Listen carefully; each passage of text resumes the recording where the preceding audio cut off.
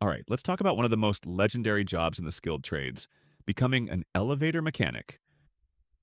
You've probably heard the rumors. It's incredibly well paid, super sought after, and almost impossible to get into. So, what's the real story? Well, we've dug through tons of firsthand accounts to put together the ultimate guide for you. And this quote right here, man, it just hits the nail on the head. The road to becoming a full fledged elevator mechanic is absolutely no joke. Like this guy said, it was the hardest thing he'd ever done. We're talking a 4-year grind that's going to push you to your limits, but the reward on the other side, it's huge. And when I say huge, I mean totally life changing. Get this slide comes from a real story. A mechanic's wife needed a major surgery, and the bills stacked up to over $92,000. You know what he paid out of pocket thanks to his union healthcare? Zero. Not a single penny. That's the kind of insane benefit that makes this trade a legend. So, why does this career feel so locked down? There's this myth that's been around forever that you can only get in if your dad or your uncle is in the business. You know, the whole nepotism thing. And yeah, knowing someone can help, but the folks actually doing the job, they have a very different take on what it really takes to get in. Here's the absolute truth of it. It's a self-starter trade through and through. You can't just send in an application and then sit back and wait for the phone to ring. No way. You've got to be hungry. You have to do the research, make the calls, and show some serious initiative. It's kind of like a test before the actual test, you know? It proves you've got the grit for a job where you might be all alone at 4 in the morning, trying to figure out a crazy problem under a ton of pressure. Okay, so let's get into the first big decision you're going to face. When you're starting out, you've basically got two options.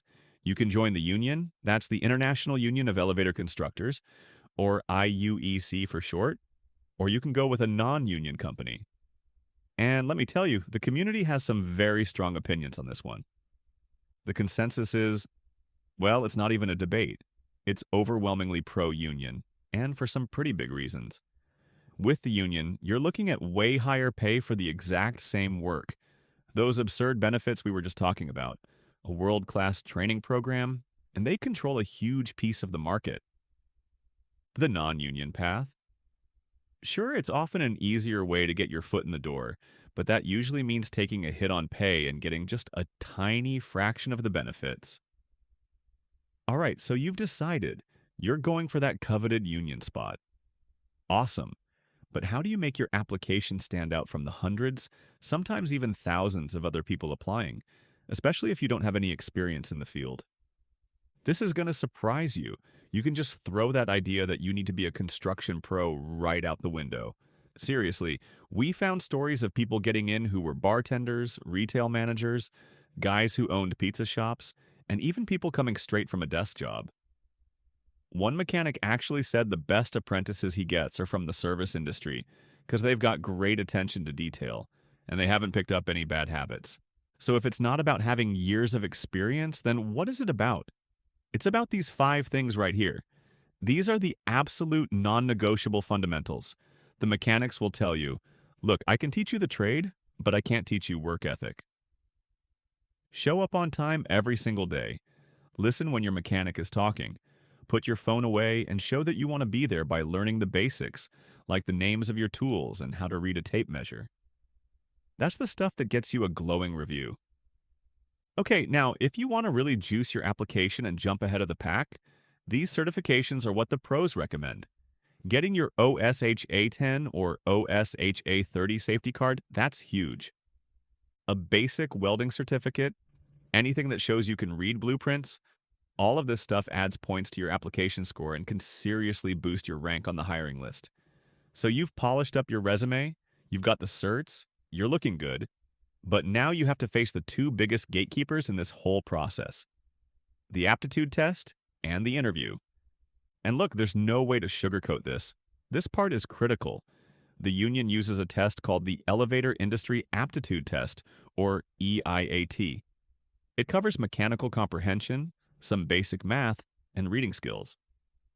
Your score on that test, plus how you do in the interview, gets combined to give you a rank, and that rank determines your spot on the hiring list. And in that list, it determines if and when you get that life-changing call to come to work. So, how do you absolutely nail that interview? First off, be honest. They know you're green. That's okay. What they're looking for is a genuine hunger to learn. You need to be able to explain why you want to be an elevator mechanic, specifically, not just any job. And definitely practice those tricky situational questions like, tell me about a time you had a disagreement with a coworker. You just need to show them you're a professional who is ready to show up and work hard day in and day out. So you did it. You crushed the test, you killed the interview, and your number finally came up. You got the call. So now what? What are the next 4 years of your life actually going to look like? Well, you'll be placed into one of four main departments, and you usually don't get to pick.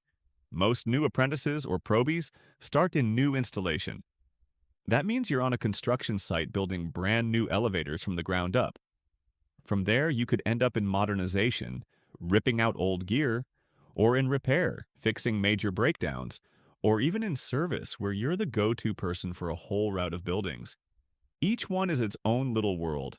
And here's the best part, the pay. It's a true earn while you learn system. You start out making 50% of what a fully licensed mechanic makes. Then, with every year of on the job training and classwork you complete, you get a nice, juicy pay bump. By the time you finish your 4 year apprenticeship, you're at 80% of the full rate right before you take your final exam and get that journeyman's card. Okay, we've laid out the entire path, the challenges, the rewards, the whole shebang. So, after hearing all that, how do you know if this incredibly demanding, high stakes career is actually the right move for you? It really just boils down to this single idea: high risk, high reward. This job is not for everybody. The people doing it are crystal clear. It is physically brutal, it is mentally exhausting, and it is extremely dangerous. But for taking on that risk, you get a reward that is pretty much unmatched in the blue collar world. You get a career that can set you and your family up for life. So, in the end, it's a trade off. It requires an insane level of dedication and a work ethic that just doesn't quit. The information is all out there. The steps are clear, but only you can decide if you're ready to start the climb.